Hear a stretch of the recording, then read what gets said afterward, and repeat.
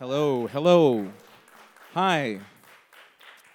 Thank you for coming. My name's Cadence Weapon, and this is The Entertainer with Cadence Weapon, the inaugural edition of a residency series here at Standard Time. Give it up for yourselves, yeah.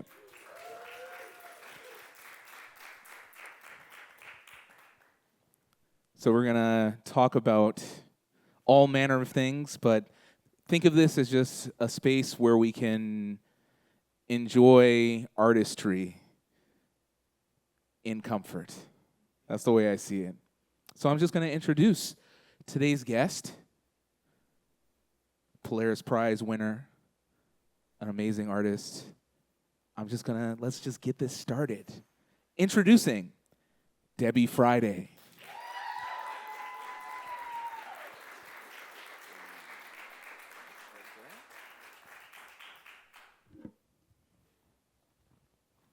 Hello, everybody. Can you hear us loud enough? Loud and clear. Yeah. Okay. How's it going? Good. How are you doing? I'm good. I feel like you're hosting. I just did, actually. You did, Yeah, yes. I The just Polaris did. Prize. How was that? Very low stress compared to the year before. Definitely. Yeah. Yeah, I feel like it looked like it could be stressful. I mean, you had to do things like introduce the mayor and... Honestly, nothing compared to last year. Like, I think I was just a bundle of nerves because it was my first award show performance, and then also, you're sitting up there and you're like, I hope I win and stuff. Yeah. What was that feel like? Where were you sitting? Because I know it's changed over the years. Back in the day, they used to have the tables and all the artists are at the tables, and then it's like, oh, and you get to look over at the table, but now it's like you don't know where to look. And so where were you? I was hiding, actually. I was hiding behind the backstage. There was this wall. And when they were announcing the winner, I was just so nervous. I remember I could hear my heartbeat in my ears. And everything was muffled and it was going in kind of slow motion. And I was hiding because I was just I can't handle this right now. And so that's what I was doing. And they announced it. And I didn't know that I had won until my team came. They were yelling, Debbie, where are you? And they were like, you won. And I was just in total shock. Yeah. Wow, that's sick. So take me back actually to the beginning of the night, because I think it's a very unique feeling to be nominated for something like that, be in that space, you have to perform, and you're there for these hours. And what you have to do before, which most people don't really know, is there's all this press and there's all these photos and there's this whole preamble. So how did you feel just throughout the day? Very stressed out and just very stressed out. It was just a lot, just because it's basically this huge build up to the moment of your performance, but then the tension doesn't go away until after the night is pretty much done, until after they announce it. So the whole day it was kind of just getting ready. I had prepared for the performance that entire month with my band. We did a bunch of rehearsals and we had to do dress rehearsals because we had specific outfits and stuff, and just getting that all together for 5 different people. There's a lot of moving parts, but it was super stressful, but it was fine. At the end of it, it was fine. I mean, I won, so I can't complain. Woo! Yes, you won. Yeah. Yeah. And so, did you think you were gonna win? No, honestly, I didn't think I was gonna win. I don't know. I researched things a lot, and I was like, okay, most people, it seems like they had 2 or 3 albums out before they won anything, and I've never won anything in my life. This was the first award that I've ever gotten, so I didn't think that I was gonna win. And then I won, and I was like, $50K for a first album out. I was really happy. You should have said that as your acceptance Yeah, speech. I know, I should have. That would have been fire. Yeah, it's interesting. I feel like I've been shortlisted 3 times. Okay. And there was one, so the first time, it was the very first year, and people were journalists were coming up to me and being like, we think you're going to win. You think you're going to gassing me up? And then I lost. Oh, no. And so that was very devastating. Yeah. Then the second time I was like, I am not winning this one. And it was the Your Feist one, and it was Drake was nominated. I was like, I'm not winning. Yeah. And then the last time I was like, I think I got a chance. But it was all pandemic-y and like psychotic, and there was no award ceremony. So I was like, no. this will be the one that I win. Okay. How did it feel when you won? It was really weird because it was on Zoom, and I was just in my wife's apartment, and I was just sitting in a computer chair, and so they put you in a Zoom room with all the other artists, and they don't tell you which person's going to win or whatever. Yeah. And so it was just black, like I couldn't see anything. Yeah. And then they say your name, and then I was just like, does that mean I won? It was like very unclear. Yeah. So yeah, it was like a really weird experience, but Okay. it was cool. Yeah. Congrats. Yeah. Yeah. So when you won, what's going through your mind? Like, what was the rest of your night like? A blur, honestly, just like a blur. So that night, my family was there. My parents were in the audience, and it was like the first time that they've ever seen me perform since I started doing music. And so it was like a really special kind of thing. And I was super emotional after, just had this whole like emotional breakdown in the backstage. None of that was on camera, but I was crying a lot and just like celebrating with my team, like my friends and family, and like everybody I loved was there. And it was super emotional, really, really emotional. And but I don't remember like a lot of it. I really don't remember a lot of that night. Like it was a blur. Even the next day, I remember just like waking up and I was like, what, did I dream that? Like, was that real? I don't know. And so what was so emotional about it for you? I just think the fact of like, you know, you put so much time and energy and effort into a project, and then to have the culmination of that, like receiving this kind of validation in that kind of way. It doesn't mean that like, oh, awards like dictate your value as an artist, but to receive validation is still important, I think, you know, like just some acknowledgement that like, oh, you're doing something that people like or that people are, you know, responding to in some kind of way. And just to kind of like receive that on that scale, because it's a national award. It's like for all of Canada. And I think it's like the music award of the country. And so just to kind of get that sort of validation, it was super overwhelming. I was just like, holy shit, like people, I don't know if I can swear on this, but Yes, definitely okay. swear. Yeah. You can swear, you can diss people, you can, you know, just tear it up, whatever you want to do. Coming soon.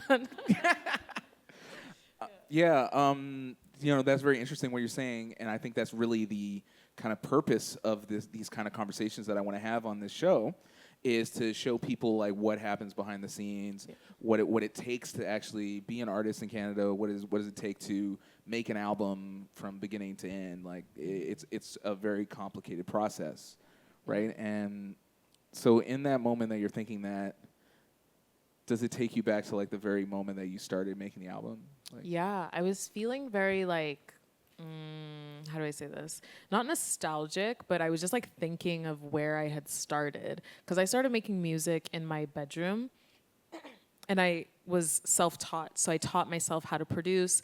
I taught myself how to like, you know, okay, this is how you use Logic. This is what compression does. This is all these stuff. Like all how these did you things. teach yourself? YouTube tutorial videos. You can learn anything on the internet. Like I am an avid believer in that. Rock and science, you can learn it on the internet. If you need to learn how to like do anything, you can learn it on the internet. And so that's what I did.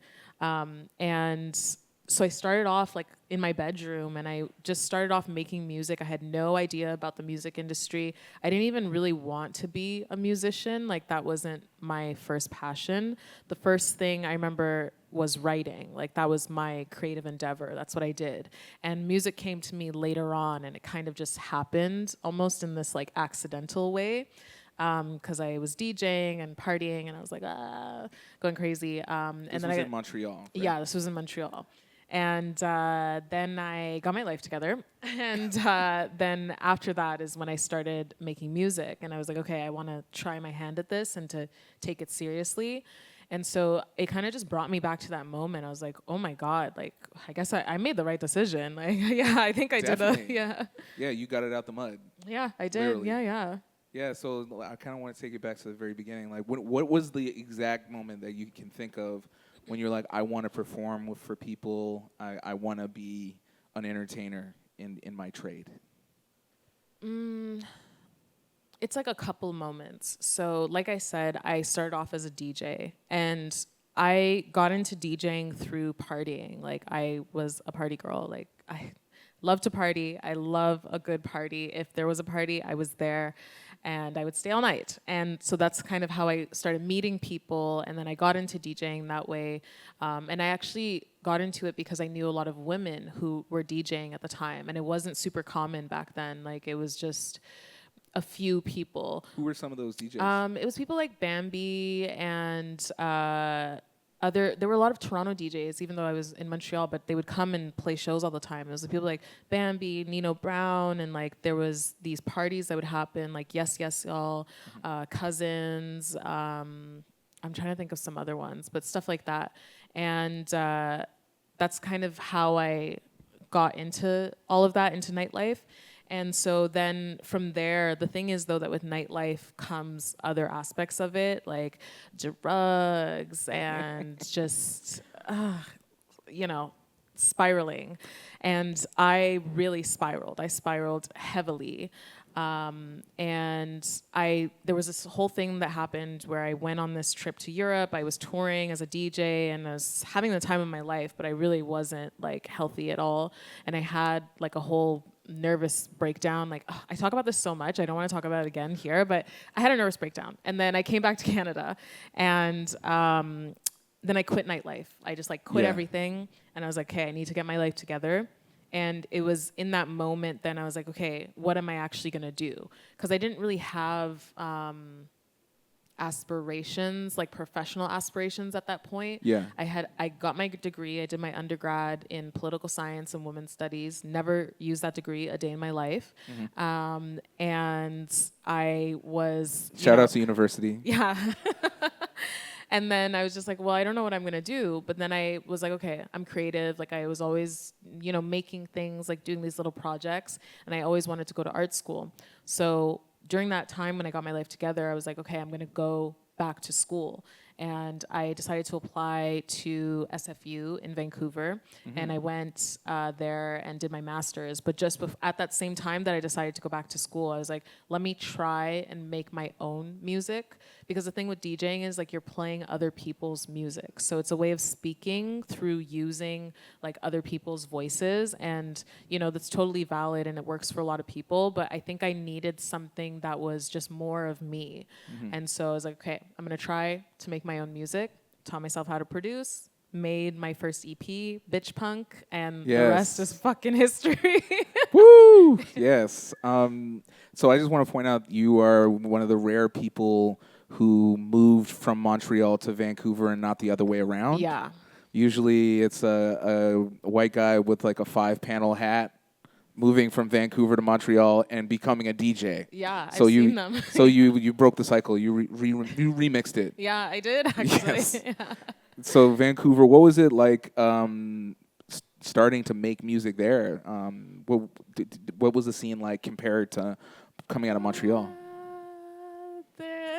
And you can be honest. It's all good. Yeah, I'm good. Okay, I'll be honest. Like, there's not really a scene in the same way as it is in Montreal and in Toronto. Like, it's totally different. Like, I think the whole West Coast just has like a different culture. They have a different social culture. Things are a lot more like separated. Like, groups don't really interact in the same way. Kind of segregated, really. Yeah, like just very separate. There's little pockets of people everywhere who are doing things, but they just that's it. Like that's the pocket, and they don't really interact. And when I first got there, like I didn't know anyone. And it took me 2 years to make friends. Like, so that tells you a little something.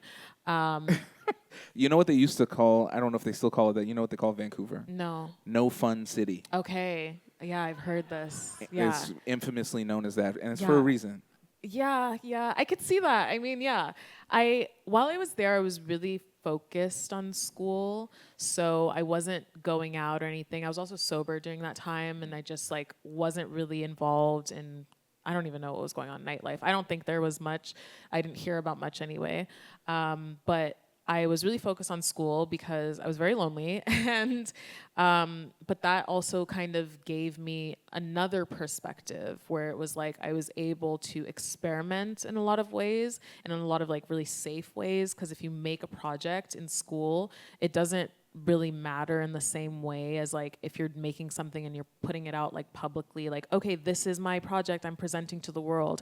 Like school's kind of like the safe place to fail, and I felt like I was able to like experiment and fail a lot like with my school projects and figure myself out as an artist. I've got a question about that. Yeah. Do you think the isolation of being in Vancouver and you're super focused on your studies and you're not in the nightlife as much, do you think that is why you ended up making maybe like your first really significant art? Yeah, definitely. Because it was during COVID. I made Good Luck during COVID, and I was just in my room, in my house, like, just, we couldn't do anything. We couldn't go anywhere or see anyone. So I was just making music. And you can kind of hear the isolationist themes all over Good Luck. It was a very, like, interior album, is what I'll say. But it also like let me tap into something I think like really powerful within myself, which was like this, I don't even know how to describe it. Like, Can I try and describe it? okay, sure. Yeah. To me, it's almost like it's like a nightlife of the mind. Oh, that's a good way to put Like it. Yeah. like I don't know if you know this about the artist Burial. I want to describe something about Burial. Thing is, when he was making all of his music, and it's all this like nostalgic kind of nightclub influence, like rave influence music, he like never went to a club. Yeah. Like real. he'd never gone out, but he was talking to his brother who was coming home from the rave, and he was like, "Can you describe it to me?" Mm-hmm. And he's making music based on someone else's memory of a place he's never been. Nice. And it's still very evocative and very like emotional. And I feel like it's almost like you, especially like being sober and just like being so removed from it, it's like you're living it out in stuff like Good Luck. Definitely. Am I off base with that? No, you're right on track there. Yeah, because it was a lot about, you know, my past in a certain kind of way. Like I was very reflective during that time because I was so interior, but I wasn't living that life anymore. Mm-hmm. I was just trying to write about it, trying to make sounds that I felt like evoked those emotions and evoked that time of my life. Yeah, I feel like so I relate to this because I lived in Montreal for 6 years, and they were the most unproductive years of my life. Yeah. And I partied a lot, and I didn't get a lot of music done. But also, I would say I grew up in Edmonton, and that I know the isolation. This is why I'm describing this. Is like it's very good for making art, but for having fun, maybe not so much. But then it's like, I don't think you always need to have fun to make art. Like, I think sometimes you can put the fun aside and like delve into other emotions or other kind of like physical and mental states. And I think that's what happened when I was making Good Luck. Because I wasn't having fun. I wasn't having fun at all. But you know, I got something out of it, something very precious. Yeah, definitely. I mean, that's an interesting thing about the artistic process, because I think for the audience, sometimes they're like, I'm going to go to this show to have fun, right? Or, you know, I'm going to go see this band and I'm going to have fun or whatever, but they don't know what it took for the artist to produce that art, often not fun circumstances. Yeah. Yeah, that's real. Yeah. And so from Vancouver, you moved to Toronto. Yes, I did. And so what was the impact of moving to the Big Smoke, Hogtown, the Big Crabapple, Toronto? The Big Crab Apple. That one I made up. Okay. I think that was at a time in my life where it's kind of like my move to Toronto represented this opening up that happened to me, like both internally and then also just externally, like with everything that was going on. Like basically I got signed like right before I moved, and in the span of like 6 months it was like, okay, got signed, in a new relationship, I'm moving across the country again, and everything just like changed. Like in a matter of an instant. And like COVID, well, the pandemic was over, people could hang out again and like be around each other, and just there was this opening up that was happening. And I think that move was really important for me because I opened up. I did. Yeah, I like opened up to the world again in this way. Like I was like, oh, okay, it's okay now to like see people and to know them and to love them and to be together with them. Yeah, I feel like I met you around that time. Yeah. I remember it was actually at a Polaris. I think it was maybe 2022. Yeah, one? literally a month after I moved. Yeah. And I remember meeting you there, and it's really weird to say this now, but in the moment, just in that conversation, and I had only heard a couple of your songs, but I was just like, I feel like she will eventually win Polaris, and then you did the next year. You manifested it for me. So I feel like I sound like LeBron whenever he's like lying about knowing something ahead of time. But I swear I had this thought in my mind, and I feel like it just felt like it was just cool. You were like out there like and networking, not in a like icky way or whatever, but I felt like it was like, wow, it's like she's talking to people. Like I feel like she's the vibe. I can feel the vibe. Okay. Yeah. Okay. I don't know what there is to say about that. I think I often feel like really awkward, but then people will be like, oh, like you had the best vibes. I'm like, if you say so. Yeah, I feel like sometimes it's not, how we feel is not how it's emanated out to other people. But another thing I wanted to ask you about the Polaris and the whole experience, what did you do with the money? Student loans, like a big portion of it went to student loans, and I still have more to pay off. Hell yeah. Yeah, and then the rest was just, fun times. Yeah, I mean, see, and I think that's totally awesome because I think there's this thing in Canada where we have this idea of false humility that we all have to have, especially in artists. I feel like there's been interviews where I've seen with people like for Polaris, it's like, what are you going to do with the money? And they're like, well, I'm going to give it to this cause, or like, it's like people feel guilty being like, actually, I'm going to just buy like 2 million cheeseburgers. Yeah.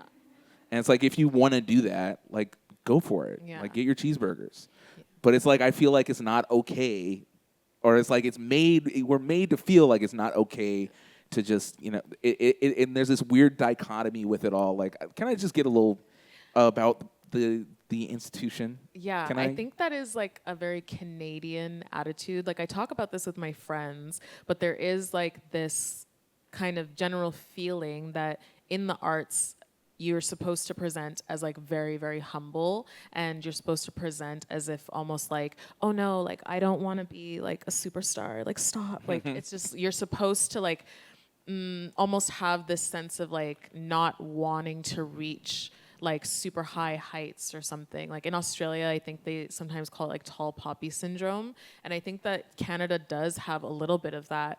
But then it really bothers me because one, I think it's dishonest, because it's like, well, why are you working so hard? It's not like you don't have to have, not everyone has to have like the same ambitions, and it doesn't mean that success doesn't look the same for everyone, but also just be honest about the fact that you are ambitious. There's nothing wrong with ambition.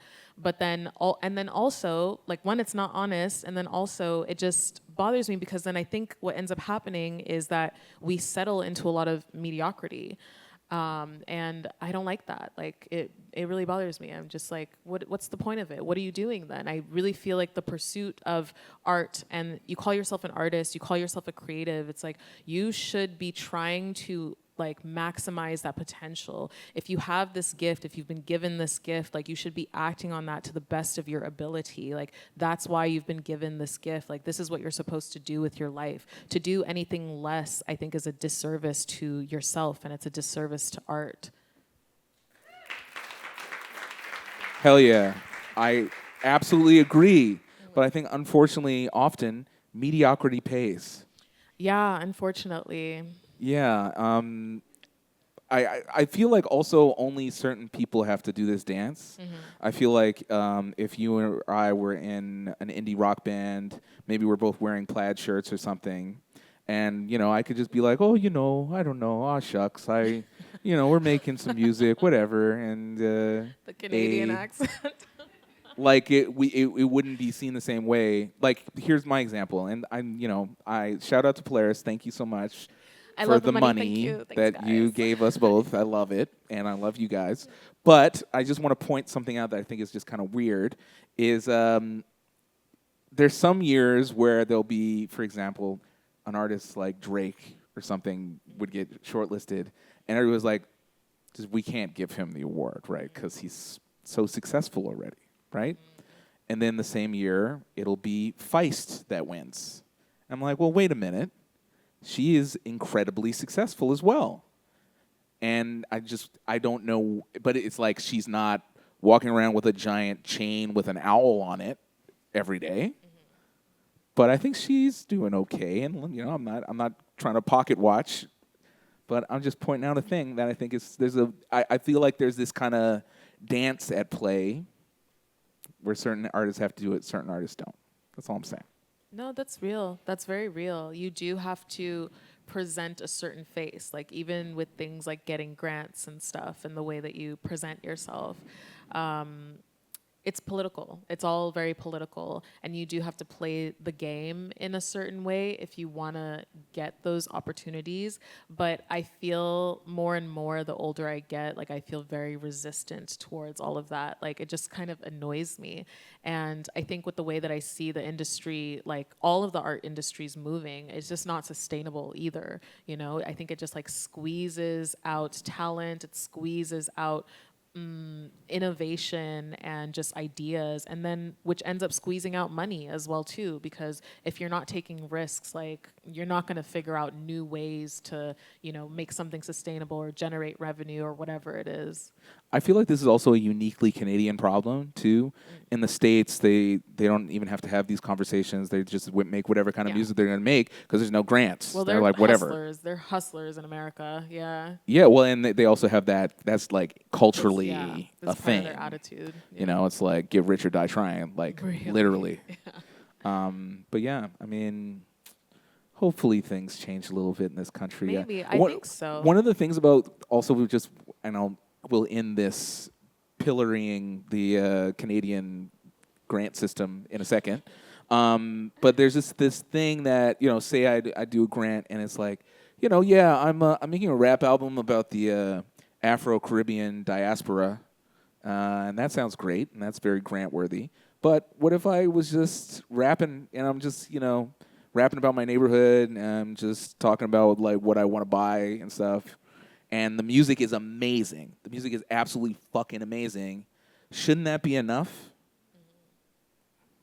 That's a good question. I don't know. That's all I'm saying. Yeah. But, let's move on. Okay.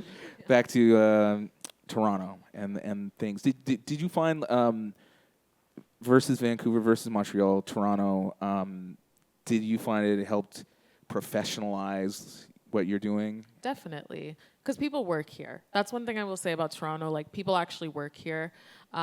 Sorry, not to diss like Montreal or Vancouver, but people work here. They do. They have like a little bit more of that American sentiment where it's like people want to work and do stuff. There's other problems with it, but people work here. They do stuff. And once I moved, I also got a lot of more access to the music industry in Canada because everything is here and it's very concentrated here. And it's just a matter of like sometimes just showing face, like if they can see you and put a name to the face and like see you in person and know you exist, like it can help in so many ways. No, totally. I feel like the difference between Montreal and Toronto, this is a saying I always say, it's like in Toronto, when you meet someone, they're like, hey, what do you do? Right? They want to know what do you do for work.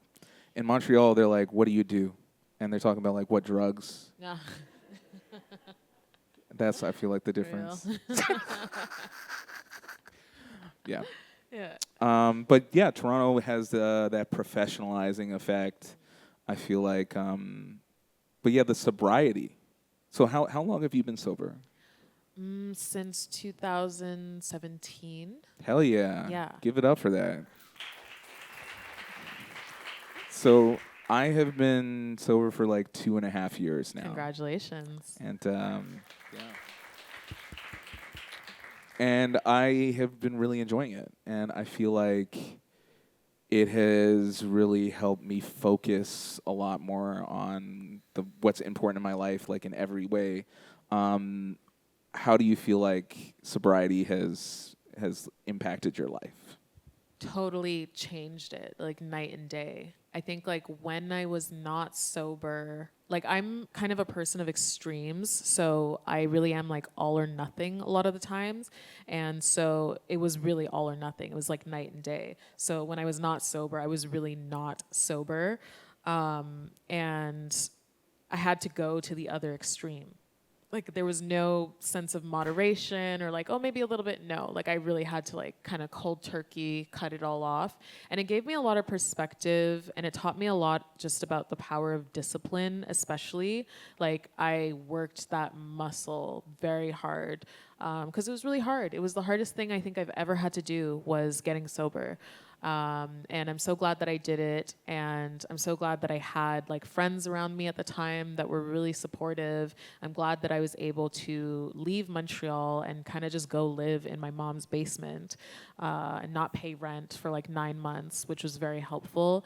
But yeah, it changed my life completely. I would not be here today if I had not gone sober. Like I was messy, very messy.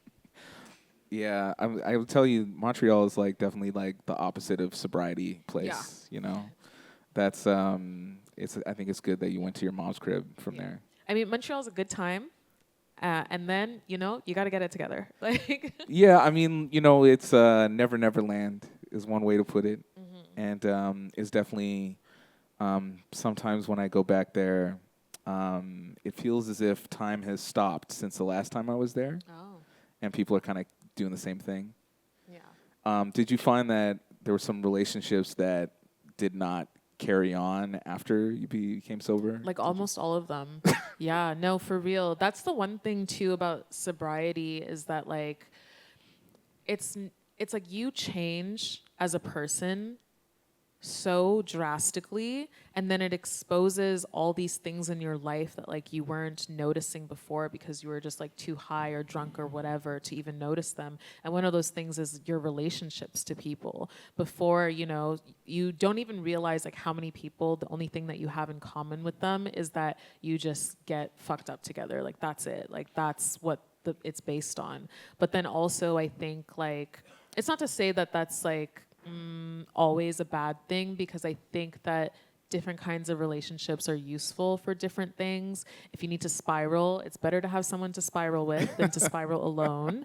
But yeah, it's just like you just change so fundamentally as a person that I think a lot of the times it makes it really difficult to continue relationships the way that they were. It's either that relationship has to change like really fundamentally as well, or it just can't continue. And I didn't have any kind of tools to, I don't know what the hell I was doing. I didn't have any tools to kind of maintain a lot of those relationships. So they ended, yeah. Mm-hmm. But the nice thing is that like years down the line, like I've seen some people and it's like I have this like peace now with them and with that time in my life. Like I can see them and like, oh, that's so nice. Like it's nice to see them and run into them and talk to them and catch up, even if there's no like the relationship is not the same, Yeah. No, I think that's good that you were able to do that with some people. But yeah, it's like there's some people, I never heard from ever again. Okay. Right. Yeah.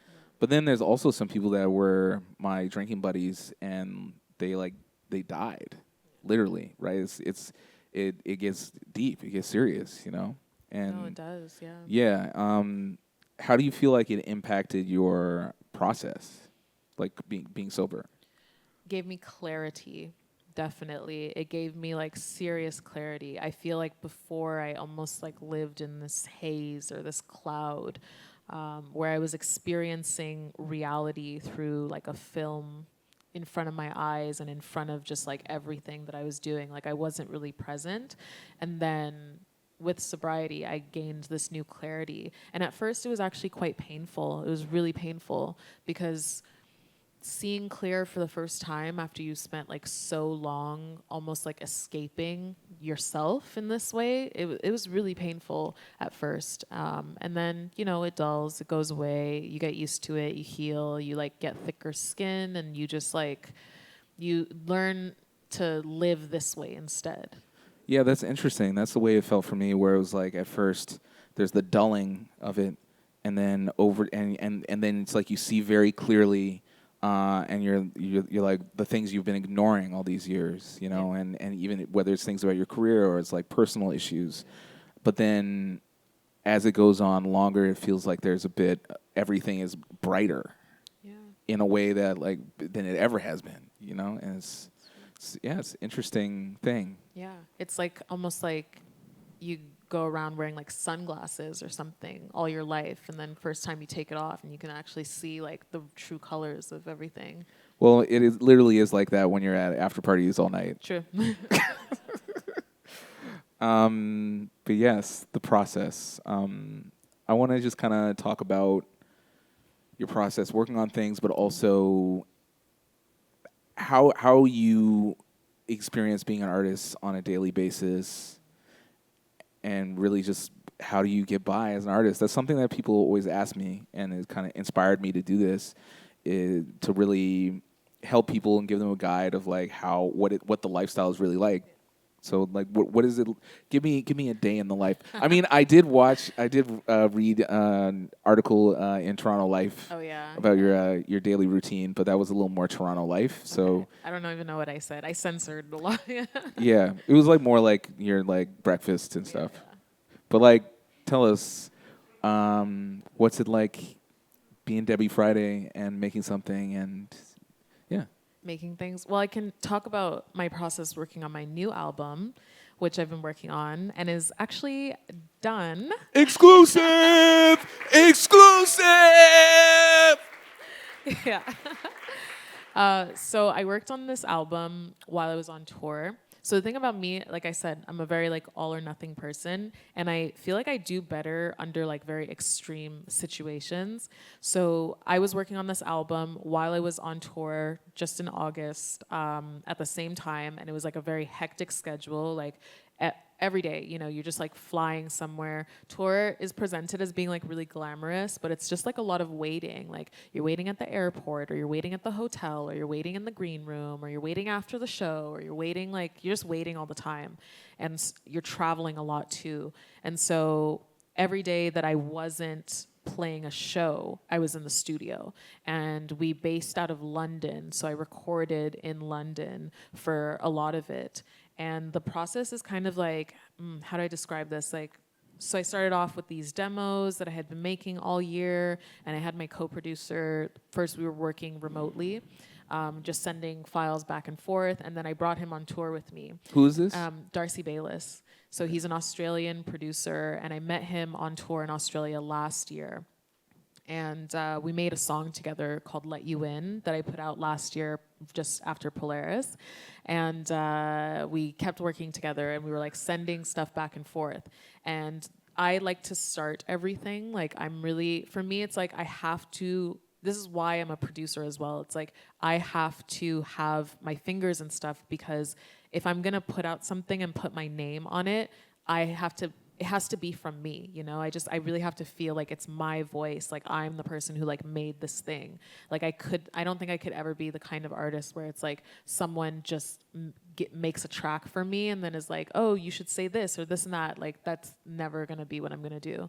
So I was making these demos, sending them back and forth. Then once we got into London, it was like boot camp every day, like 10 to 10, just wake up, breakfast, studio, and we would stay there all day and just work on the record. And I liked doing that because there was no distractions. It was unbroken, like kind of like really focused energy in this one thing. And I think that like that sense of like unbroken focus is really special and important. It's almost like you go into this like flow state, and that's what I felt like I was in for the entire month, like just like hypnotized, like in the studio, staring at Ableton, like just, okay, we're gonna do this there, and like put this, like I was really in this kind of flow. Do you find maybe that's somewhat attributed to being in a foreign place? Yeah, definitely. I'm a Sagittarius. I do well, yeah, in other places, yeah. Yeah, that's sick. And so, like, when you're working on something on Ableton, like, how does it go from, you know, your co-producer to you producing something on Ableton to the studio? Like, what's changing from each session or whatever, you know? Oh, it's hard to Like, describe because there's not really like a method to it. It's just whatever the track is calling for. Like I kind of let the art lead me in that way. Like I might have an idea of like, oh, I might do this and that, but I'm very like open-ended when I'm in the flow, and so I just let the art tell me like what it needs next, and that's how I go. okay, I think what could be very helpful for us all is if we could demonstrate by playing one of your unreleased songs. Does that sound good to anybody? So I'm gonna go back there, and you're gonna tell me which one. Okay. Wow. That was absolutely fucking amazing. Thank you guys. Can you break that down for us? Like, how did you Yeah. make that? Yeah. So the song is called Party.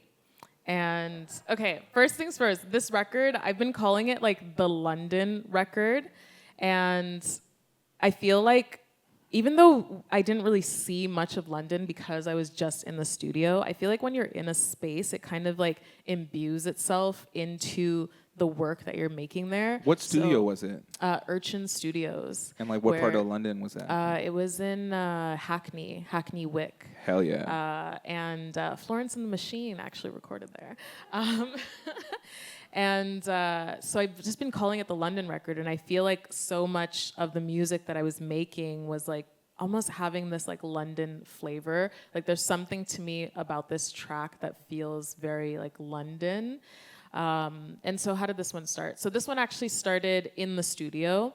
It was not a demo at first. We like made it from scratch. And it was really like, Darcy's really good with melodies. Like he's a very like melodic person, like plays piano and guitar and a bunch of stuff. So he's really good with melodies. And he had played me the synths on that. And immediately I was like, all I wanna do is party, na na na na na na. And I started like going, na na na na na na na. And so like I write at the same time as producing, and so I started writing the chorus for that, and then we built it around the chorus, and we're like, okay, here we're gonna make this verse like this, and then this is gonna have this section. Yeah, and that's how it kind of came together. Yeah, it's really interesting. It has this feeling of familiarity, but it's unlike anything I've heard before. And so I feel like that's a really nice balance to have. Thank you so much. Yeah. Do you find London to be? I'm a hardcore London fan. Okay. I low key like pretend I'm from there. Okay. Like I'm wearing like some Clarks. Yeah. Like I just want to kind of be from there, low key. Okay. Do you find it inspiring? Yes, very. Like, it's such a dense city. Like, there's so much. I feel like I haven't even hit the tip of the iceberg there. And I've been there a couple of times now. And every time I go back, I like it more. Like, the first time I went, I really didn't like it. But now, every time I go back, I really like it more and more. And there's just, like, a lot of people. And there's a lot of stuff going on. And British people, they can be really funny. And, yeah, it's good. It's a good city. I feel like people either love it or hate it. Yeah. And I love it, bruv. Would you like to play on one of the other songs? Okay, I'll play the other one that I was going to play. Because that song was amazing, and we'd like to hear some more, right? Okay. So what is this one called? This next song is called 117, and it's inspired by my boo.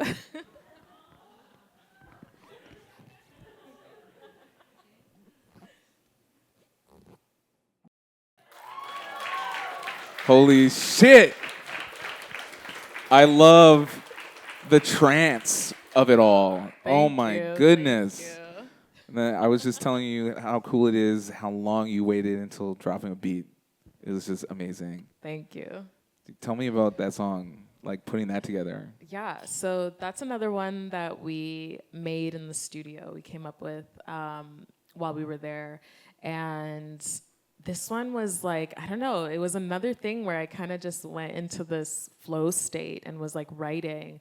And I wanted to make something that just used repetition as like a theme, both in the production, so in the instrumental, and then also in the writing as well. And I was like, I came up with that. I was like, okay, poetry and nude selfies, love the way that you know me. Right. What is it about the tongue you down just like Tongue Duffy? you down just like Delphi. Delphi. Oracle of Delphi. Damn, this is infotainment. Yeah. We're learning here. We went to school. We have a master's degree here. Yes. And so building on repetition, but then also just sonically, I wanted to create something that was like also part soundscape, because I'm really interested in the way that you can like use sounds to create like actual like shapes that you don't see with your eyes, but you hear them and you can like feel them with your body. So as you're listening to the song, it's kind of like it's very like spherical in this way. Like it just creates this like sphere shape. Wow, that's like a very visual way of describing music. Yeah. Do you always like feel like when you hear some music, like you're like, oh, it's like round and curved or whatever? No, not all the time. Just sometimes. Yeah. And I think that's also really interesting how you do you often give yourself certain parameters for a particular project, a particular song, like the way you were just describing that? No, like I'm describing it to you after it's been done. Like Right. while I'm making it, I don't even know what I'm doing or making. Because, you make a song and you don't know where it's going to go or if it's going to be good. You just kind of go with it and then you see where it ends up. So what I'm describing to you is like after. I'm like, oh, okay, like if I try to understand myself, I guess, like this is what I think I was doing. Right. We know that the Mona Lisa has a crooked smile now. Yeah. But we didn't That's true. before it was made. Yeah. Ponder that. Okay. And I think that's a good point to end on. I just want to say thank you so much for being my first guest of The Entertainer with Cadence Weapon. Of course. And I just want to say I feel really blessed with what you shared here, all the wisdom you shared, but also the unreleased new music you shared with us. I feel like we're all gonna be like whenever it comes out, we're gonna be like next year. We're gonna be like, wow, we were there and we heard it before. So give it up for Debby Friday. Thank you. Thank you, everybody. Thank you.